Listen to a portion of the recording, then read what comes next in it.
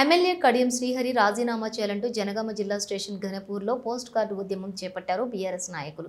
BRS manifesto నాయకులు కష్టార్జితంతో గెలిచి రైతులను అరిగోస పెడుతున్న కాంగ్రెస్ పార్టీలో చేరావని మండిపడ్డారు.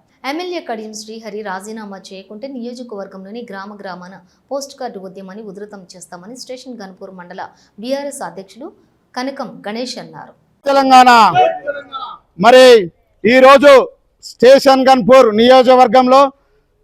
గన్పూర్ నియోజకవర్గ హెడ్ క్వార్టర్లో పోస్ట్ కార్డు ఉద్యమాన్ని ఉధృతంగా ఈరోజు ప్రారంభించడం జరుగుతుంది.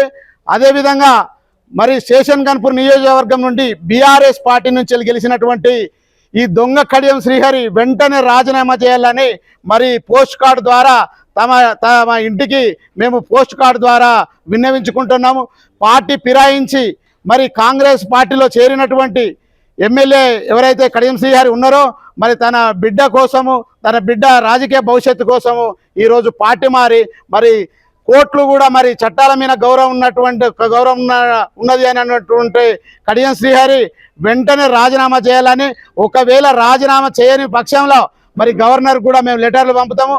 ప్రతి గ్రామాన నేను గెలిపించినటువంటి ఓటర్లు కానీ కార్యకర్తలు కానీ బీఆర్ఎస్ కార్యకర్తలు ఈ యొక్క కార్డు ఉద్యమాన్ని ఉధృతం చేయడం జరుగుతుంది. ఈరోజు స్టేషన్ గన్పూర్ నియోజకవర్గంలో మరి హెడ్ క్వార్టర్లో మేము ఈ పోస్ట్ ఆఫీస్కి వచ్చి కడియం శ్రీహరి వెంటనే రాజీనామా చేయాలని కోరుకుంటున్నాం.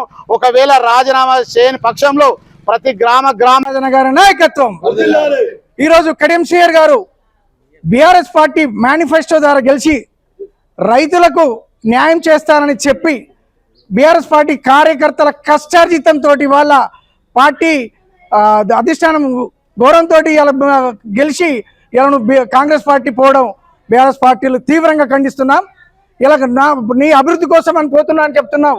కేవలం నీ బిడ్డ నువ్వు అభివృద్ధి చెందడానికే తప్ప ఇలా రైతులకు కానీ సామాన్య ప్రజలకు ఒరిగేది ఏం లేదని గుర్తు చేస్తున్నాం.